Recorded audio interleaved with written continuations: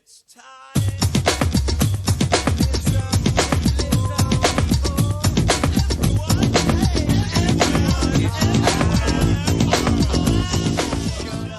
Good evening, ladies and gentlemen. It's the King of the Couch back in your ear holes for another week of the King of the Couch podcast, the world's greatest podcast, probably. Sorry I'm a day late. Normally record on a Monday night. It's a Tuesday night in sunny, well, really, really rainy, wet Sunshine Coast, Queensland at the moment. It's pissing down rain outside, a little bit of thunder, a little bit of lightning. You might pick it up on the audio. It doesn't matter if we do or not. And I'm sitting here and I'm recording it for the first time officially solo, trying to record it, audio it, fucking jam it together and stick it up on YouTube within the next 24 to 48 hours, depending on how long it takes me to actually edit this shit. So, yeah, glad to be back in your ear holes. I'm joined tonight, little Pabst PBR. I'm going to fucking get straight into that. Oh, that sounds good. I'm going to take a swiggeroo.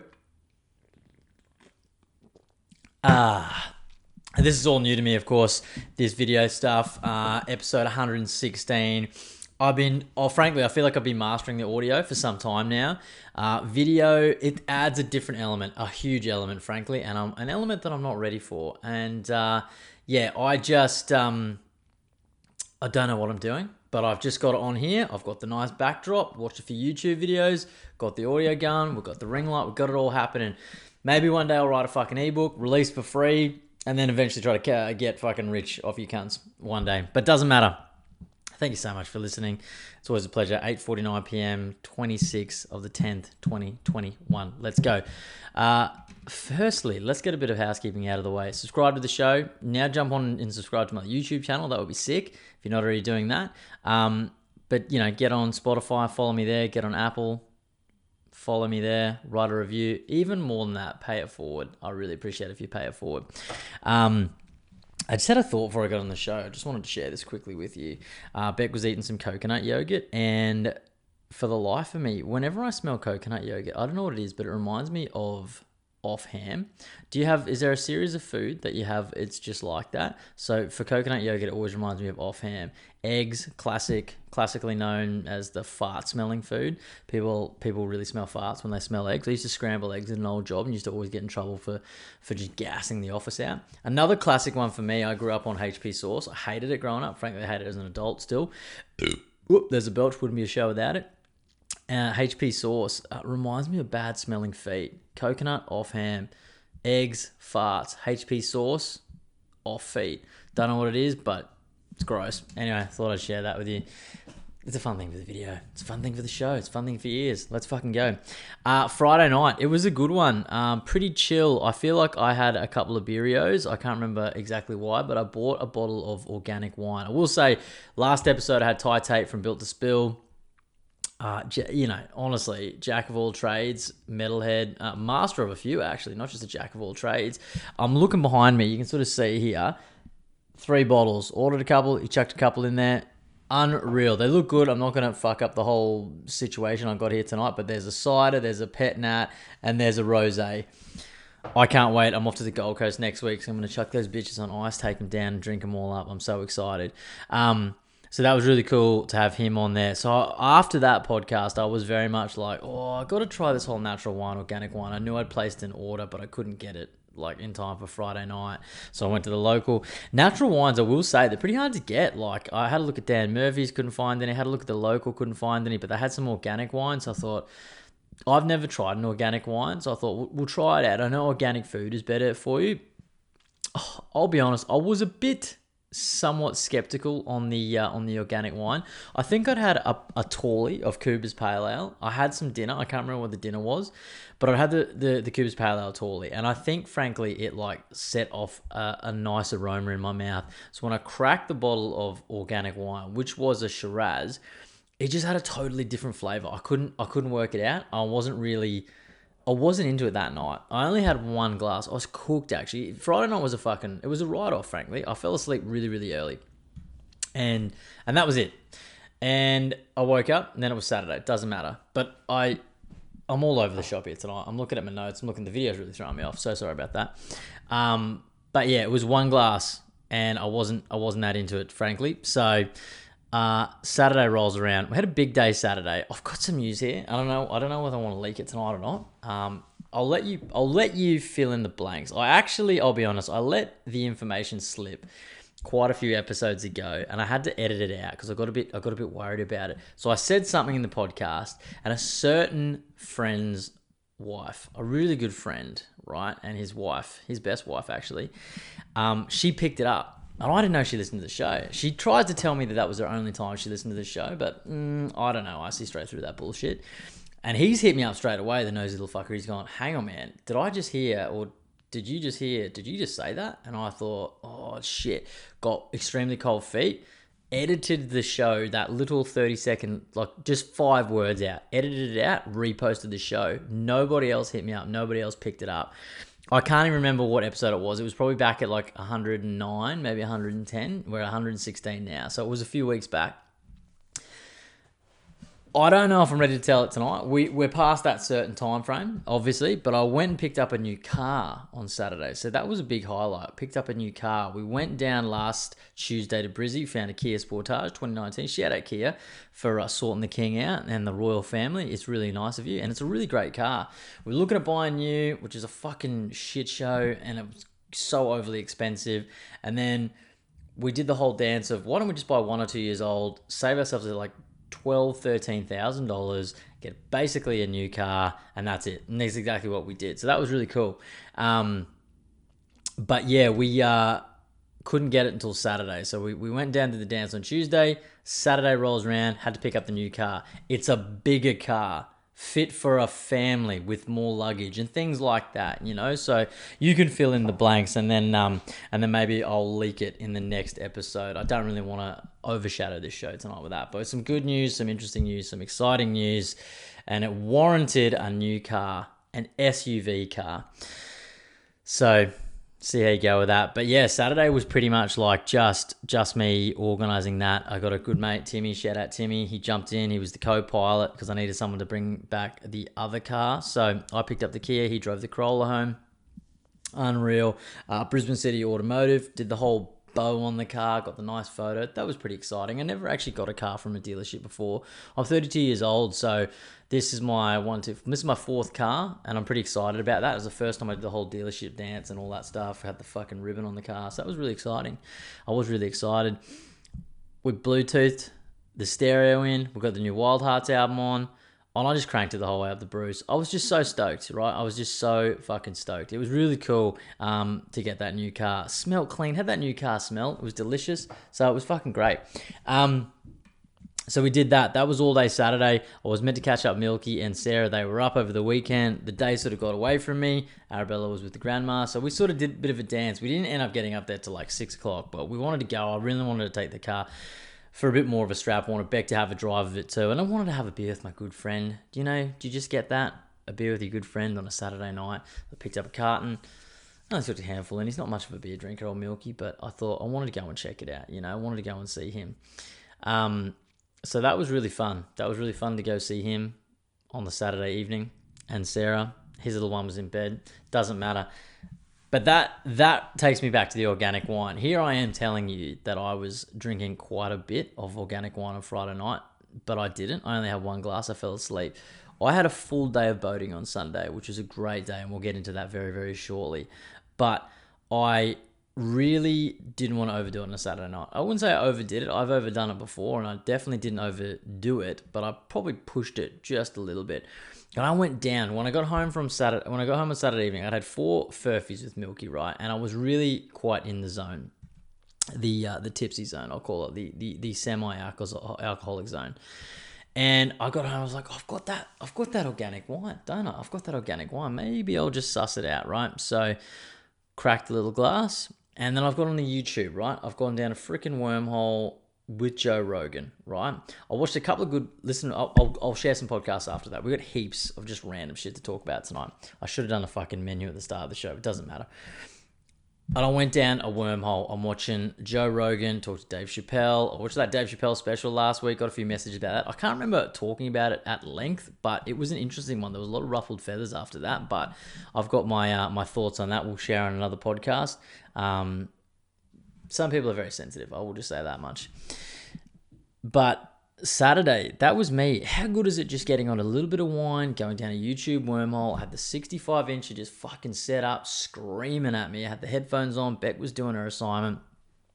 And I was just, another glass, another glass, another glass.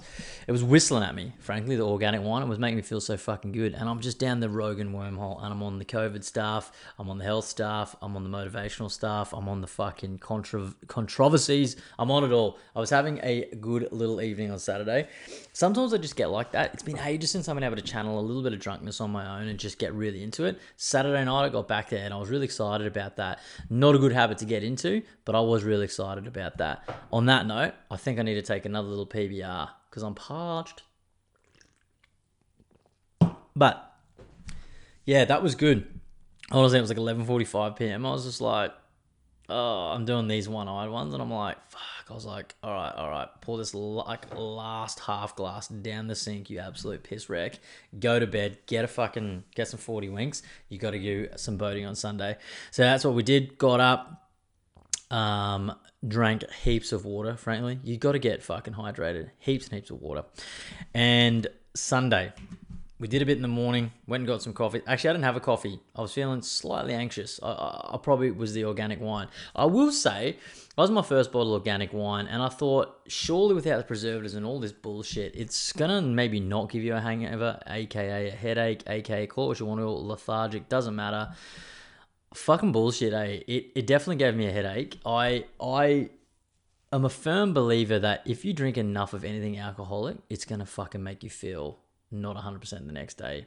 Organic wine, I'm going to run the test on these beautiful natural wines, and if they do knock me about, I'm not going to tag Built to Spill in it and tell them that they've knocked me about, right? But I'm sure that they know that if you drink enough of any alcohol, you'll wake up like 3 bags of shit. So it wasn't too bad on Sunday morning. Probably going on about it a bit, but it wasn't too bad. Anyway, we had a large day boating. I was really excited about it. We had the crew up from Brisbane, Milky, Sarah, Lewis, Robin, Jordan, and Amelia had teed up the boat. They got their captain, their friend Dan, who's a sensational dude. I don't know too many captains, boat captains. And he is probably one of the best guys I've ever met. And it's just coincident that he's a boat captain. So by association, all captains are legends in my book. So that was really cool. But we fucking just rocked up there. And when Chives, aka Jordan, when he gets rolling, right, he's in a good mood. I'm in a good mood. As soon as I walk through the door, he's bubbly. He's always bubbly, right? And we get in there, and he's just like, champagne? And I'm like, yeah, fuck yeah, does the Pope shit in the woods? So he cracks a nice little bottle of Pol Roger, which is a delicious drop. I think it's about $50 a bottle, probably at the highest end of my fucking pay packet in terms of my financial budget in terms of buying champagne. Probably just fucking coffee money for old Chives, but it doesn't matter. He is a generous man, and that's all that matters. It's a nice drop, though. I will say it's a nice drop. It's his favorite champagne, so naturally it's my favorite champagne now. So we cracked into that, had a couple of glasses before we got on the boat. All the crew came. I'd packed like 7, 8 furfies. I thought this will do me for the day. It's funny, they always say BYO alcohol. I do it. Every time I go to their house, I always take alcohol. They have the largest alcohol collection of any house I've ever been to in my life. So honest to God, like 9 times out of 10 I go there, it never ends up in me actually drinking my own beers. I think I had like 2 or 3 of my own beers of the 7 I brought. And he'd packed like a carton or 2 of Coronas. There was Stone and Woods, fucking the bottles of the Pol Roger champagne, heaps and heaps of stuff. Someone bought a bottle of tequila. It was just fucking, it was a bit mental. We were getting on it, frankly. We were getting well on it. He's got a fucking huge-ass wine collection. So he had the bottles of rosé there. What I'm getting at is they say BYO, and then they fucking liquor you up anyway, so it doesn't matter. But it was great. Honestly, Sunday was an absolute fucking perler of a day. If you have the chance to get on a boat on a nice sunny day with your mates and a shitload of piss and your family or your loved ones, take him up on it. Go and do it. It's a fucking sensational way to fucking spend your Sunday. I had a great fucking day. Seriously, so good. We went out to Noosa, went into the bar. Basically, you can sort of cruise out. I don't know. I'm not a boat person. I don't know the terms and terminology, but you get on the boat and you go on the water and then you find somewhere to pull up so you can fucking jump off and keep sinking piss. So that's kind of how we did it, and that's our boating adventures. We had some sensational photos taken. In my head that day, I was going, this is going to be a great day. The weather's mint, everything is mint, everyone's looking good.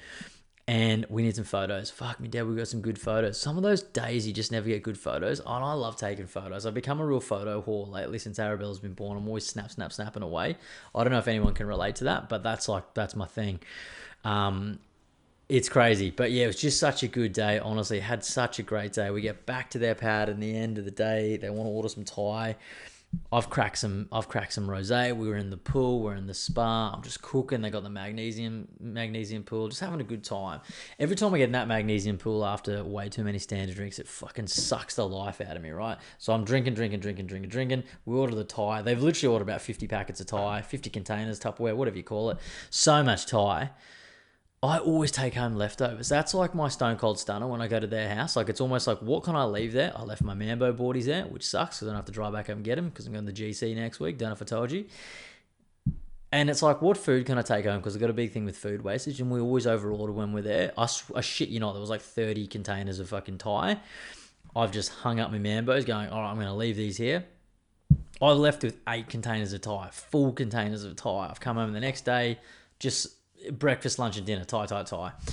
Anyway, I got home on Sunday night after a pearler day, and the feeling in your body after just necking drinks all day, feeling loved up with all your friends in the sun, is one of just pure dehydration. My head was absolutely thumping. My body was lethargic as hell. I left my hydrolytes at my mum's the last time I gone down there, so I was like, oh, Jesus Christ, I need some ice water, and I need a lot of it. I'm going to need some Panadol, the Optizorb if you got it, Rapid if you got it, I'll take whatever. Give it to me.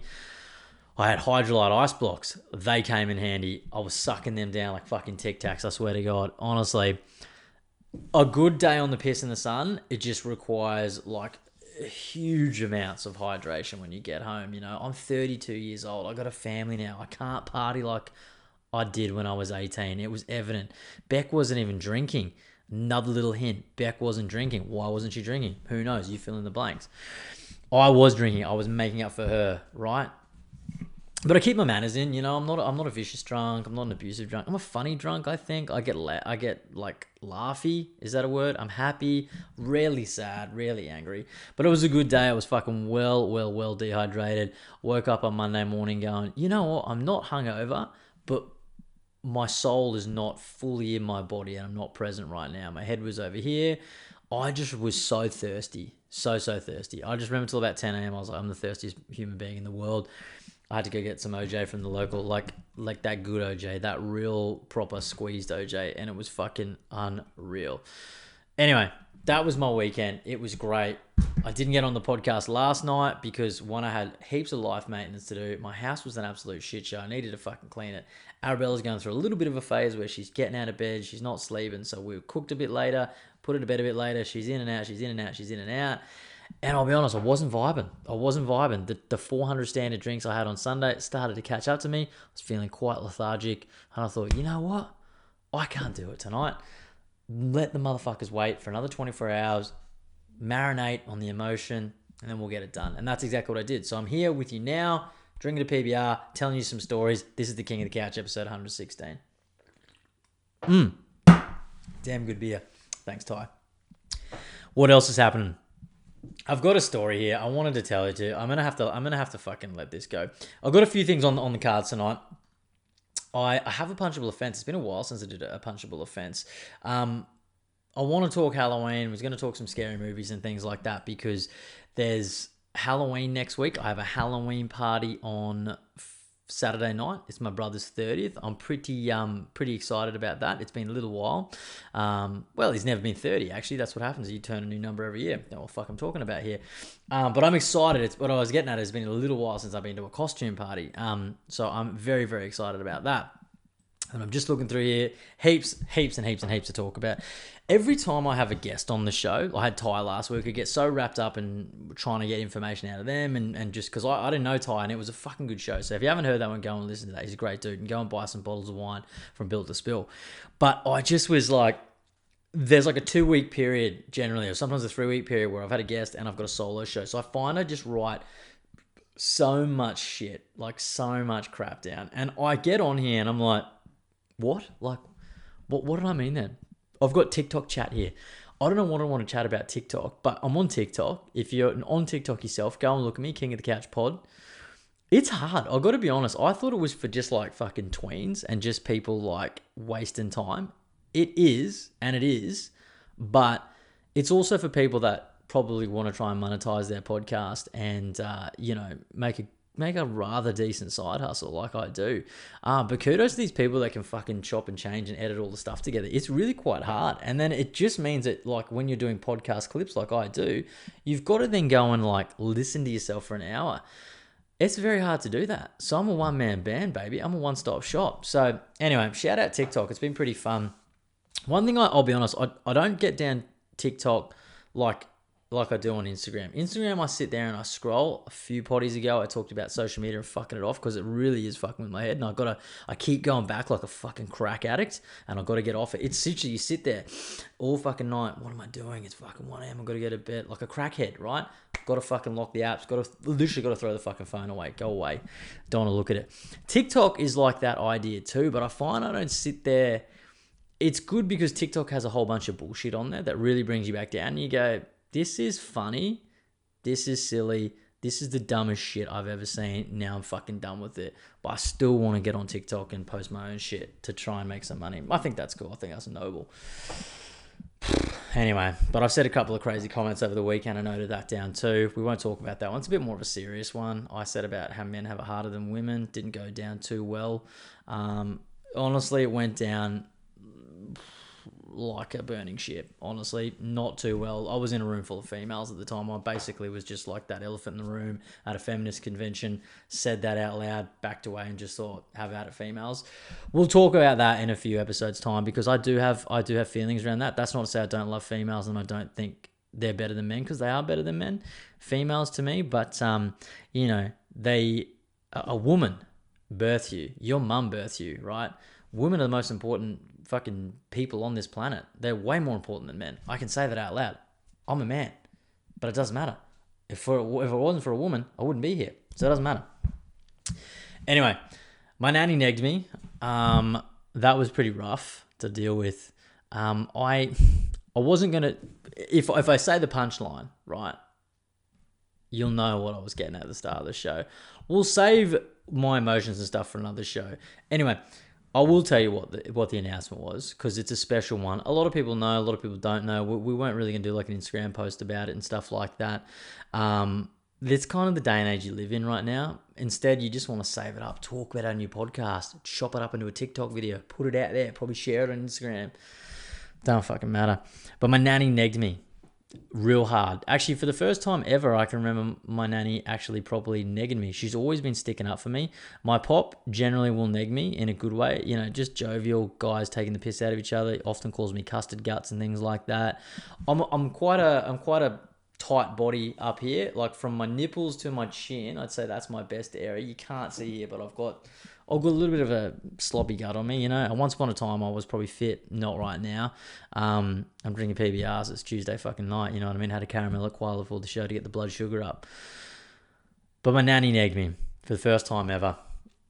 I'm wearing a pretty sweet, hot, new linen shirt. White. Kind of a 50s style. It was nice. I like clothes. I have my Mambo boardies on. Another set of Mambo boardies. Shout out Mambo. I'm still hunting for that sponsorship. But, I'm having a beer. We're at a family event the other week, and I'm about to give away the big announcement, of course, because it was in the thing. She's sitting down, I'd say gut height, right? I've bent over the table to get something. The linen shirt is a little bit see-through. My guts, quite frankly, were just obviously hanging well over the waistband of my Mambo boardies. She's looked at my gut. She's looked at me. I've looked at her, and she's just gone, are you sure the Beck's the one that's pregnant? And I was just like, mortified, probably mortified. I was shook, actually. I didn't expect it from her, and it got me good. I was just like, and it's your nan, you know, she's like 85 years old. I thought, I could cut you up, I could cut you down here, but I'm just not going to do that. I'm not going to reduce myself to your level. But yeah, she got me. She negged me hard because she said that. I really took a good hard look at myself after I finished my Tui's New, probably my fourth one, which is quite a heavy drink, and it wasn't really helping my whole stomach situation. Went into the bathroom at my auntie and uncle's house and just sort of lifted my shirt and I was like, you are looking a bit pregnant, son. You better put down the Tui's New tomorrow, not today. But yeah, got me good. Nan, good one. I like it. Neg me, keep me coming back. But I've been running. I've been trying to lose some weight ever since that. Yeah, didn't take it personally at all. But yeah, I've just pure keto, nothing but fats, protein, no carbs. But anyway, I'll let the secret away. Hit me up about it if you must. But we'll talk about it on another episode. I wanted to get Beck on the show to talk about it as well. We're overdue for another Beck episode. We've done episode 50 with her, episode 100 with her. I'm not waiting to episode 150. Let's get her back on the show soon. Anyway, that was a good one. She got me good. We'll get to the horror stuff towards the end of the show, I think. I've got a few bits and pieces and it could go on here a little bit. I had a punchable offence. It's been quite some time for a punchable offence. I'm going to take a quick little drink. A punchable offence. I can't remember the last one I did, but we're driving the other day and we're on the road. Doesn't matter where we are. We're driving, right? And there's a ute in front of me. Nothing particularly with ute drivers, right? Utes serve their purpose and people that drive them need them for certain reasons, probably. But those people that tie their dogs in the back of utes, and in particular, the utes that don't have sides or backs, they're just a tray. This poor little sort of beagle cross scared looking cattle dog thing, right? Got the chain, the wanky ass fucking rickety chain, like this long, right? Maybe 30 centimeters, maybe 40 centimeters, like from the thing in the middle of the ute, the dog all over the thing. Punchable offense, putting your dog on a leash in the back of the ute without fucking sides in the back. I hate that. I don't like that. Makes me feel uneasy. Makes Beck feel uneasy. I don't like it. We're in the car and I instantly get that hate. I get that hate of like, why would you do that, you fucking idiot? You've got a 5-seater car. You're the only one in there. You must love this dog. Tying it with a fucking chain on the back of the ute. You're zigzagging all through town. The fucking things like this. And dogs, like, they can't stand up in cars at the best of times. Like, we all know that. Like, that's just a thing that dogs can't do. They're pretty shit at it. I don't know why. They got 4 legs. I mean, we can do okay, I suppose. But, yeah. Anyway, I just don't like that. So that's my punchable offence for this week. I might try and bring back more punchable offences. I'd like to say a lot of them are tongue-in-cheek. That one I genuinely think is a punchable offence. If you tie your dog up to the back of the car, it's a good chance it's going to fucking fall over and just like hang itself, noose itself while you're cruising up the Bruce Highway. You won't even fucking realise, you bogan idiot. Anyway, didn't catch his number plate, so I'm not going to read it out here in the air so we can hunt him down, but don't like it. Don't do it. Please don't do it. That's my punchable offence, number 417. What else? We might as well talk about the horror stuff, right? We're halfway through this potty. I was going to talk about the Soup Nazi, actually, but we'll save that for another episode. I saw some interesting stuff about him, so we'll talk about that next week. Maybe not next week. Might have a week off because I'm going away, but we'll talk about that at the end of the episode. Let's talk horror movies. I thought it's coming up to Halloween. I've got a Halloween party on the weekend. Firstly, I'm a bit stumped. Anyone listening to the show wants to give me some pointers and tell me who to go as, well, that would be greatly appreciated. I'm thinking Leatherface. My one thing is, I thought about Leatherface, thought about Michael Myers, thought about Jason Voorhees, thought about Freddy Krueger, and Ghostface from Scream. So I thought about all the classics, right? The problem is with pretty much all of those, because they've all got some sort of fucked up face or a mask on. I've got these glasses, right? I'm blind without them. I put one of the Jason Voorhees masks on the other week, the hockey mask, and I couldn't see properly. And then, of course, to put your glasses on the outside of the mask, it's just no good. I don't wear contacts. It's a real issue in my life, right? So I'm thinking, fuck, I've got to wear a mask or no mask. So I've got to find something else that doesn't require a mask. So I'm thinking I'm going to settle on Leatherface. It's pretty easy. It's like a pair of dark slacks, a white sort of business shirt, a shitty raggedy ass tie, an apron, mess it the fuck up. And obviously in Texas Chainsaw Massacre, he has a face that is someone's face that's all sewn together and he puts it on. That's his thing. That's his shtick. You know what I mean? That's his Stone Cold Stunner. That's his move. He loves wearing people's faces. He obviously didn't have to wear glasses because that would make no sense to put a face on your face and then try and put your glasses on. Maybe he had contacts. I don't know. Do you think that's a thing? Do you think like Leatherface and some of these serial killers that were so crazy, like when they had natural ailments and things like that, they just go to like a doctor's surgery or an optometrist? Could you imagine Leatherface just sitting at OPSM, just being like, or Specsavers even, just being like, yeah, cool. Like I've had to leave my fucking face at home, you know, because I don't want to give away the fact that I'm a murderer with a chainsaw, but I need glasses because I need to see where my victims are at, you know, and need to fucking Anyway, it doesn't matter. I digress. But that's where I'm at with that. So I'm thinking about going as Leatherface. I think that's a good one. Google Leatherface. And I'm thinking the way I'll do the mask is just like paint my face just a little bit shitty. I'm not a makeup artist, so someone will have to do it for me. And then just like stitch the makeup in. Make up the stitches in. If draw them on, we'll draw on stitches. Fuck up my hair a bit, throw a bit of blood on the apron, and then just get a fucking chainsaw thing. Beck bought me a machete, but it's not the same. It's a meat cleaver. I'm sure he has to use a meat cleaver, but it's the Texas Chainsaw Massacre, not the Texas Meat Cleaver Massacre. But it does make you think, and I'm really excited about that. I hope everyone goes really, really hard. It's a pure horror theme, right? I was going to go as either Risky Business, Tom Cruise, or Frankenfurter initially. I thought they were pretty fun. They're not really like horror as such, so we'll have to save those for another time. I thought Risky Business was good. Business shirt, socks, undies, Ray-Bans. I thought it was good. I can wear my fucking glasses in. But it's not a horror thing, so it doesn't matter. But last week, I was really excited because the Scream 5 trailer came out, and I was really excited about it because I really like Scream. And it was just exciting for me. I get really excited. You can tell I'm excited. So Scream 5, go and check that out if you're a horror fan. There's heaps of good horror movies coming out. I want to see Candyman, haven't seen that yet. I pulled up, I saw an article today. I was gonna go through my top 5 sort of scary sort of horror movies and things like that. But I didn't get around to it. I sort of did. I'm going to steal this list from Lab Bible because it's actually pretty good. There's a few movies that I think are scarier than this, but we'll go through this list anyway. But off the back of that, I wanted to talk about some scary movies, and then I've got a series of 11 pretty fucked up Halloween related stories, so we'll talk about those as well. I've also got some trivia here, basically just one bit of trivia. I'm going to read it for you right now. Did you know that Miss Trunchable's house in the movie Matilda is the same house as the one that Ghostface, the killer in Scream, throws off Sarah Michelle Gellar's character in Scream 2? I didn't know that until last week. I thought that's amazing. I love movie trivia. Riveting, cutting edge shit tonight. Doesn't matter. These are Loud Bible's top 5 scariest horror movies of all time. They're all quite relatively new, and some of them, frankly, are scary. I'll be honest, I think a lot of movies are scary.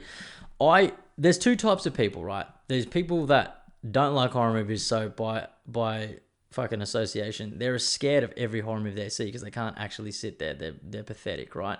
And then there's those people that reckon they love horror movies and they're not scared of any horror movies.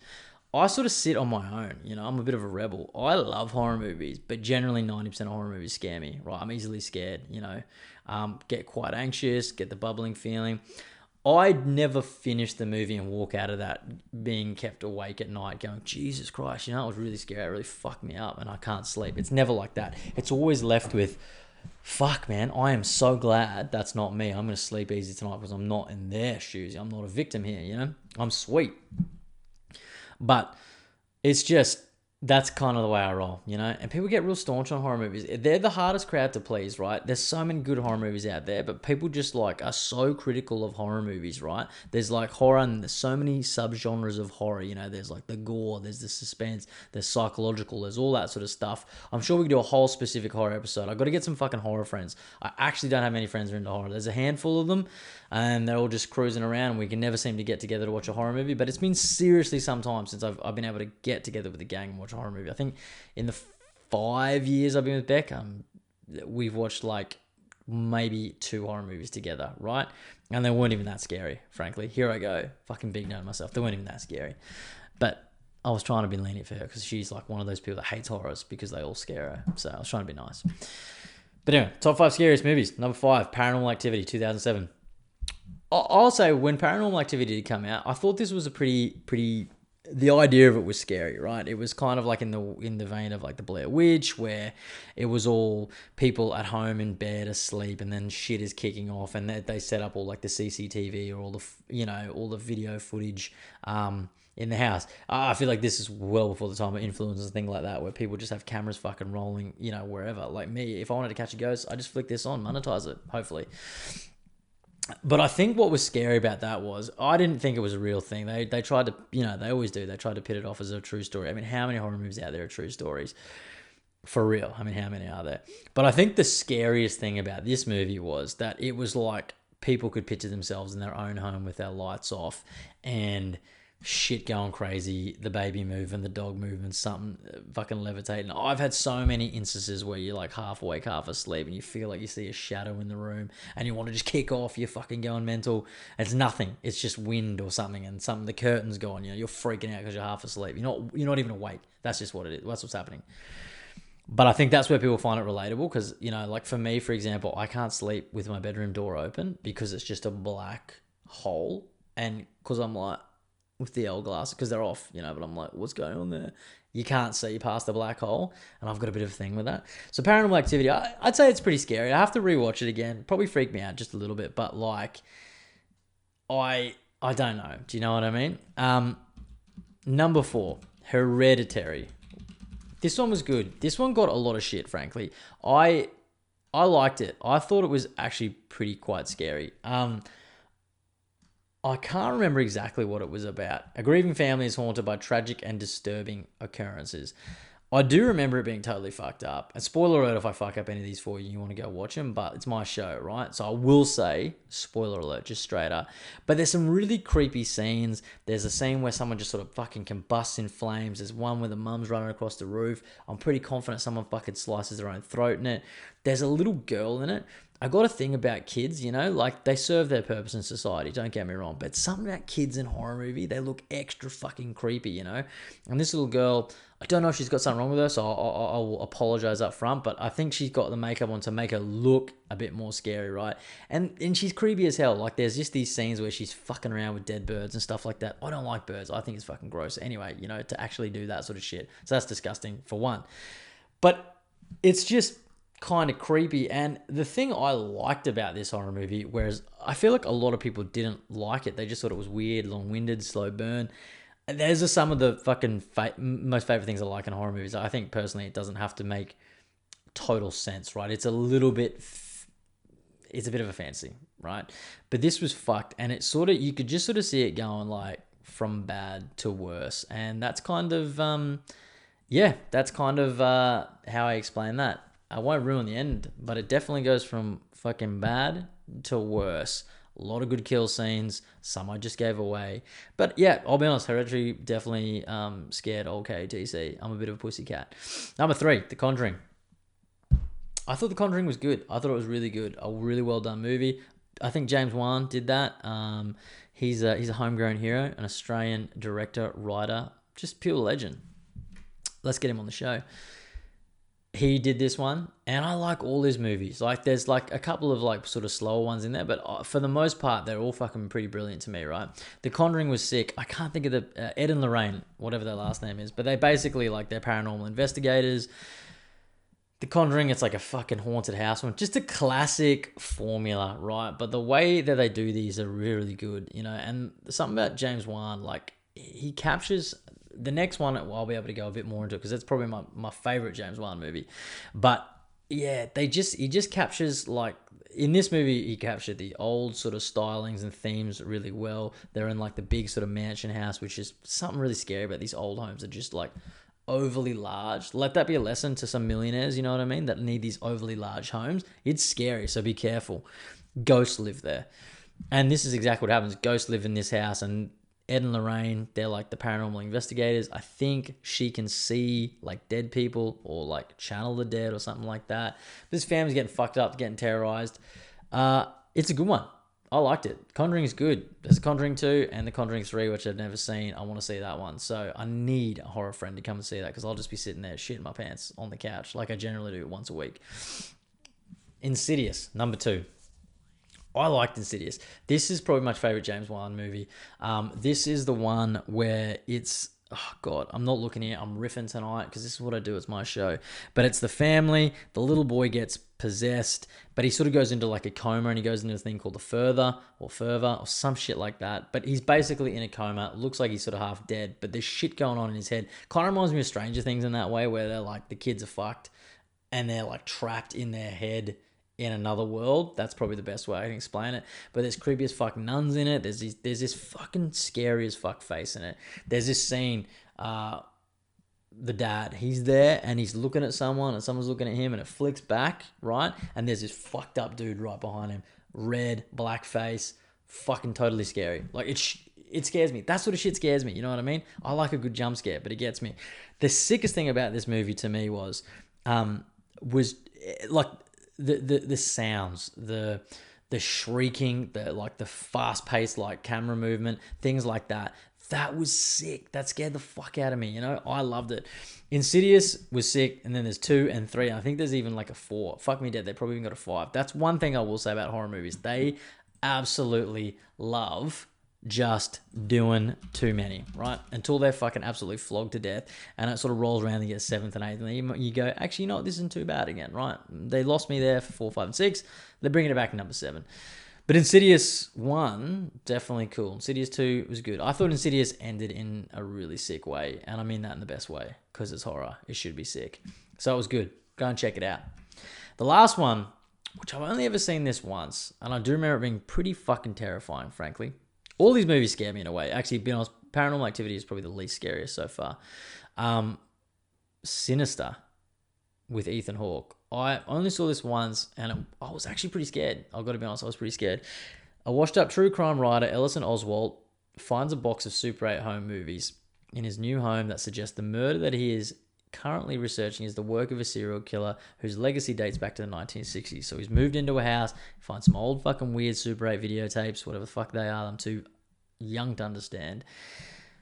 And yeah, they're full of fucked up shit on these things, and he's trying to write a book, and it just fucking goes pear-shaped from there. I remember, again, creepy as fuck kids in it. Tick. That's always a good thing. If you want to fuck your audience up, put some creepy fucking kids in it. That always fucks me right up. Ethan Hawke's great in it. There's a scary dude in it. Like, the main guy, he's got the suit, he's got the long hair. He kind of looks like Joey Jordison or something like that. He's a bit metal looking, I will say that. But he's got the fucked up face, almost like a Slipknot mask, to be honest. But he's got the real clean cut suit, so he looks pretty fucking dapper for a villain. But yeah, pretty scary. They did a Sinister 2. I never saw that. It's been so long, frankly, since I actually saw this movie, but it was very scary. I will say that. I need to watch it again. But that was a pretty good list, because I was trying to put together my own list, and I thought that was actually pretty scary. Some notable mentions. I would say maybe not so scary, but like a bit more fucked up. I watched a French movie called Martyrs. That fucked me up for a long time. That scared me, actually, I'll be honest. That scared me more like, this is fucked, and it's scaring me to death. I watched a movie called A Serbian Film once. That was fucked. Luckily, I was well drunk when I watched that, because I couldn't really remember when I woke up. But there's a lot of fucked up things in that. I'm not even going to go into that. Go and Google that shit if you want. If you want to go into a movie, walk out of it being violently ill, I'd probably recommend Martyrs and A Serbian Film. People reckon that Martyrs is a good movie. I don't know. Fuck with me hugely. Serbian Film, absolutely fucked. Would not recommend it. People, notable mentions that are not scary, verge on almost comedy for me, was the Human Centipede. I thought that was an interesting take. I actually think it's a really funny concept, frankly, to sew the mouth to an anus as a bit of a torture thing. I think the idea came from, like, that's how they should treat pedophiles when they're caught, instead of just sending them to jail. Anyway, great plot for a horror movie. It just makes sense. Honestly, it's probably one of the dumbest movies I've ever seen, though. Definitely well and truly not scary. But yeah, when I first saw Get Out, I thought that was quite scary. Second time I watched it, not so much. Us, people hated that one. I thought it was fucking good, eh? I thought it was quite scary. Again, when I watched it, again, not so much. The thing I like about Jordan Peele's stuff is like, he's really good at doing the shrieking sort of music. That's great for horror movies. The fast fucking scenes, I love that. That's one of my favorite things. And he captures the eyes. He's really good with the eyes, like the people just staring at shit, doing weird stuff with their eyes. I don't know what it is, but that, if you get a good eye scene where people just don't blink, and like the mum in Us is just like, she's tearing up. Like, I know she's tearing up. Like, she's a proper method actor. I'm just going, do you know how hard it is to hold your eyes open for just like 5 minutes at a time? No wonder she's like slowly weeping out her eyes. But I'm looking here, the ring light over here. I'm weeping right now, just talking to you about it. But anyway, we don't mind that. We don't mind that at all. Anyway, I've got a few fucked up stories here. It's Halloween. Feel free, if this shit is depressing you, to turn it off, but please don't. Pay it forward. It's fucked up. I know there's a lot of people like true crime and things like that. I want to do a bit of a Halloween special because Halloween, frankly, is something that I still think it's quite foreign to Australians. I know it's really becoming a thing. We got invited to a Halloween neighborhood party. I like it. It's for the kids. Arabella's dressing up as a witch on Saturday. She's so stoked about it. I'm stoked because she's stoked. It's still very American though. I personally probably never think subconsciously to put Shockies in the fridge or lollies in the fridge for kids. It's just one of those things. My favorite thing about Halloween was the movie Halloween, which was great. Halloween Kills, by the way, is out. Very mixed reviews. Haven't seen it yet, but I'm keen to see that. I'm going to go through these stories and then we'll fucking rip it up. Because some of these, I'll be honest, I've read a couple of these and they were pretty sort of fucked up, but kind of, it's Halloween, right? It's meant to be fucked up. Let me take a drink. Let me wet my lips. Oh, slamming it. Number 1, the trick-or-treater who died after being given cyanide-laced candy. This was pretty fucked, actually. In 1974, 8-year-old Tommy... Idiot. 8-year-old Timothy O'Brien died on Halloween evening after eating candy laced with cyanide. But the story has even more of a horrific twist. It turns out that the poor little bastard was poisoned by his own dad, who basically was in financial trouble and took out some insurance policies on his kids. So he actually laced the candy with cyanide, gave it to his kids so he could kill the kid and get the money. That is fucked up. Anyway. He gave it to 4 other kids too. I'm just reading here. But they didn't eat it. So that's good. But unfortunately, his little son died. Number 2, the suicide mistaken for a Halloween decoration. In 2005, a 42-year-old woman in Delaware committed suicide by hanging herself from a tree across the street from a residential area. Though the body was heavily visible to passers-by and passing vehicles, no one called the police for hours. Why? They assumed the woman was swaying in the wind was a Halloween decoration. That's fucked up. Suicide's a real thing. Mental health is a real thing, so that's equally fucked up. I could see how people genuinely didn't realize it was a real person. Some people go like pretty fucking out there, pretty mental with their Halloween costumes and stuff like that. I liken it to Christmas decorations. Sometimes I feel like I have seen real reindeers in people's lawns in Queensland, Australia, but it's not. They're just really good at their decorations. Number 3. The man who showed up at a Halloween party dressed as Freddy Krueger and went on a rampage. Going to a Halloween party on Saturday night. I hope no one gets any fucking crazy ideas like this. A Halloween party in San Antonio, Texas was in full force last year when a man dressed as Freddy Krueger showed up uninvited. He opened fire on the crowd, shooting 5 people. See, that's fucked up. That's weak. That's cowardless. He's dressed up as Freddy Krueger, right? People would be expecting that he invade their dreams and kill him in the dreams. No one is expecting Freddy Krueger to shoot you when you're alive. But in all seriousness, that's fucked up. I can't believe people actually do that. But it's a great time. It's the perfect time for loonies to come out, rock up to a party, gate crash.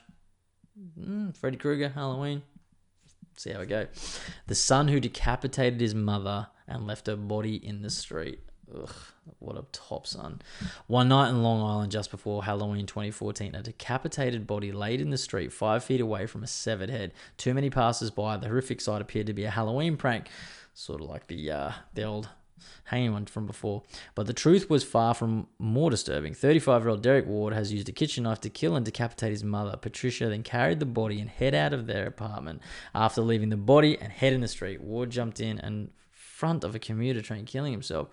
Wow, this is really fucked up. This is actually quite a depressed scene. I didn't realize how fucked up Halloween was. These are all actually Halloween type things. Yeah, that guy had issues. 100% had issues. He had double issues that night. 1 when he killed his mum, 2 when he killed himself. So that's pretty fucked up. The unspeakable explosion at a holiday performance. I don't know what this is, but it sounds crazy. In 1963, many Hoosiers, I think that's like a term for like Canadians or something like that. I'm not sure. Decided to spend Halloween night at the Indiana State Fairgrounds Coliseum. Hoosiers, Indiana. Maybe I'm wrong with that Canadian assumption. Watching a holiday and ice skating exhibition. Unbeknownst to them, a rusty tank in the concession area began to leak gas. The room, which lacked ventilation, quickly filled with gas. As the skaters performed their grand finale, the gas reached an electric popcorn maker, triggering a huge explosion. 74 people were killed and nearly 400 were injured. That's pretty fucked up. But that just seems like a pure accident, right? It's just a coincidence that it happened on Halloween, but maybe it wasn't a coincidence. Maybe foul play. I don't know. Number 6, the Japanese exchange student who knocked on the wrong door. 25 years ago, 16-year-old Japanese exchange student Yoshihiro Hattori dressed up as John Travolta's character from Saturday Night Fever. I don't know, I just already immediately wanted to laugh at that. Then headed out to a Halloween party in Baton Rouge, Louisiana. This is obviously in America now. This all is in America. They're famous. They're famous for their fucked up Halloween stories. Tragically, he was mistakenly dropped off at the wrong house, and the homeowner, panicked by this unexpected visitor, shot and killed Hattori. The homeowner was later acquitted of any wrongdoing, so he got off for the murder. I mean, Hattori's mother, Miko, not sure how to say that, commented on the 20th anniversary of her son's death. I've been observing American society for the past 20 years. The ongoing situation there has been incomprehensible to Japanese. I want to encourage more ways to adopt gun control. Yeah, this seems like a pretty fucked up situation. One, I don't really believe in anyone needing to have guns, the right to have guns. Sure, if it's recreational, things like that, but Americans are fucking mental for this gun control bullshit. They love it.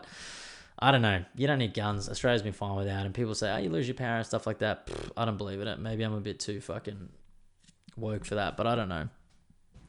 But I mean, let's put it, I don't know. Maybe this guy just was something going on. But the fact that he had a gun, he's ready to kill anyway. I mean, the guy is dressed as fucking John Travolta from Saturday Night Fever. You know what I mean? He's not dressed as like Leatherface or Michael Myers or something like that. He looks like some dude who's going to a disco. I've not seen the movie, but we all know the movie, you know. Yeah, that's pretty fucked. That's a pretty fucked one. Accidental death, and the fact that he got off for shooting a John Travolta lookalike, that's pretty rough. Number 2, the assailant who, wearing the same mask the killers wore in this film Scream, murdered a man. This makes sense. I actually feel like this is even... I think this has happened before, but this to me would be a classic plot of a horror movie. Just a movie where people dress up as all the killers in horror movies to kill people, right? Kind of then putting a spin on horror movies are bad. It doesn't matter. Movies are what they are. They're entertainment, whether they're based on true stories or not. I think movies about wars are really fucked up, and I don't like watching them, but I wouldn't tell anyone that you shouldn't make a movie about the Holocaust. You know what I mean? Anyway... In Scream, killers wearing ghost face masks callously murdered the people in their town. Chillingly, on Halloween night 2013, someone wearing the same ghost face mask shot and killed 19-year-old Anthony Seabury before disappearing into the New York night. Yeah, that's pretty fucked up, but you can see how that happens, you know? And they probably blame it on the movie. The movie made me did it. Get real, dude. You got some fucking issues. Number 8, the Q Beach riot, where thousands of high schoolers fought police throughout Halloween night. That just sounds like schoolies. Toronto's Q Beach, 30 years before the riot. Obviously couldn't get any photos from the riot. In 1945, teenagers in Toronto spent Halloween night rioting and building large bonfires that they stoked with gasoline. That's smart.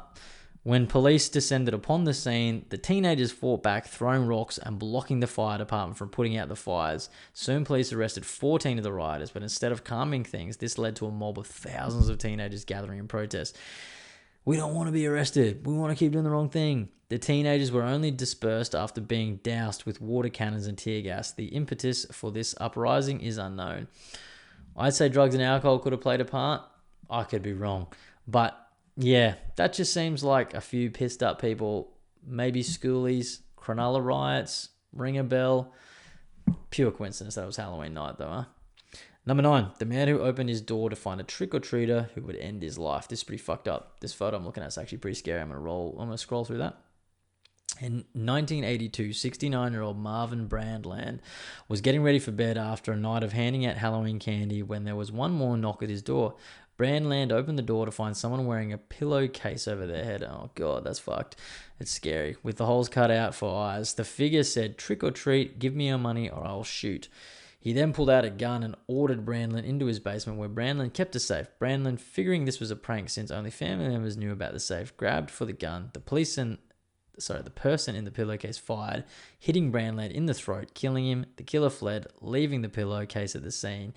In 2010, the pillowcase was tested for DNA, but there wasn't enough DNA on it to make a match. Could you fucking imagine that? That kind of just reminded me of Jason Voorhees from, like, I think part 2, before he gets the hockey mask. Look it up. He has a fucking Hessian sack. Yeah, that's pretty fucked up. I don't like that. I feel bad for all these victims. Number 10, the haunted hayride employee who, when pretending to hang from a gallows, actually hanged himself for real. Yeah, that seems fucked. That's a prank gone wrong. Sometimes we tell jokes and they don't land. In 1990, Chicago area teenager Brian Jewell's job was to give hayride customers a scare by pretending to hang from a gallows. Jewell had pulled off the stunt just fine earlier in the day, but that night something went terribly wrong. When the hayride approached Jewell, who was hanging from the gallows with his feet touching the ground, the tractor driver began to worry. The driver's worries only grew when Jewell failed to deliver his usual speech. According to the prosecutor, there were no signs of foul play. Yeah, that sounds pretty fucked up and definitely like an accident. I assume no foul play too. Number 11. Lucky last. The boy whose life was forever altered on Halloween because of his stepfather from hell. Ugh. On Halloween in 1984, 8-year-old Brian Massey should have been enjoying a night of trick-or-treating with his sisters, Tiffany 11, Tamara 10. Instead, he was subjected to a real-life horror film when his new stepfather, 26-year-old David Andrews, stabbed his mother to death before chasing his sisters down the hall and murdering them as well. Andrews then came into Massey's room covered in blood and kidnapped the boy. 2 days later, police found Massey alive after apprehending Andrews, who had tried and failed to kill himself. Disturbingly, Andrews struck a plea deal in exchange for a reduction of charges. He is eligible to be paroled next month, which the now 41-year-old Massey vehemently opposes. Yeah, they definitely saved the most fucked up for last. That's pretty rough. I can't get it when people just do these things. It's fucked up. I obviously say all this with a jovial tone, but I'm really sensitive to these issues. If there's really serious people out there like suffering from fucked up thoughts and things like that. But being Halloween, typically a fucking fucked up holiday kind of thing. I don't really know what Halloween's about. It's like people want to talk about horror and horrific things. So that's why I was sharing it. So you don't like that part? I'm sorry. Doesn't matter. There's like full-on murder podcasts out there that people love. I can't really get that. It's even just doing like 10 minutes of talking about that shit depressed the hell out of me. I wish I hadn't done it, but I've done it now. And I'm going to post about it for all you to maybe skip through or listen to, depending on what you're interested in. But that doesn't matter. Anyway, that's the show. 116. We started crazy. We went mental. I'm recording it tonight. It's all happening. Got the PBRs. And we fucking went down a pretty crazy Halloween sort of fucked up. That's exactly what I did. I just Googled fucked up Halloween stories. I thought I'll share that without properly proofreading it for the show. But it doesn't matter. You either like it or you won't, but I'll be back next week. In saying that, though, I probably won't be back here next week. I will be on holidays next week. I'm away to the Gold Coast, and I want to fucking turn the phone off, have a bit of a digital detox. I'm not taking any audio or anything like that with me. It's just more shit to pack, and I don't know what sort of the environment's going to be like. We're all in a big unit together. Me and my beautiful partner, Beck, my beautiful daughter, Arabella, my beautiful mum, Leanne, right? We'll all be there, so I'm not going to subject him to that. And that's the sort of filth that I talk every Monday night. Might be doing another podcast at some point this week with a guest. I'm not sure, but if not, we got heaps more in the pipeline. Hopefully in the next month, I'm going to have this music podcast up and running with my cousin. I know he listens to the show. I need him to get on the mic with me in the next 1 to 2 weeks to test some shit, and we can put some stuff out there. But if not, I'm going live with it because I get heaps of ideas. And I want to do it, frankly. Anyway. If you like what you heard, please subscribe. Spotify, Apple. This shit's now on YouTube. I'm going to have to relearn how to do all this again to post it up there this week. But go and subscribe to my YouTube channel, King of the Couch Pod, I think it is. King of the Couch Poddy, not sure. Just Google King of the Couch, YouTube King of the Couch Podcast and you'll find it. I'm still working it out. But do all that. Pay it forward. Really appreciate it. Anyway, I'm the King of the Couch. You've been a fucking great audience. Go and have a lovely evening and a beautiful week. I love you all.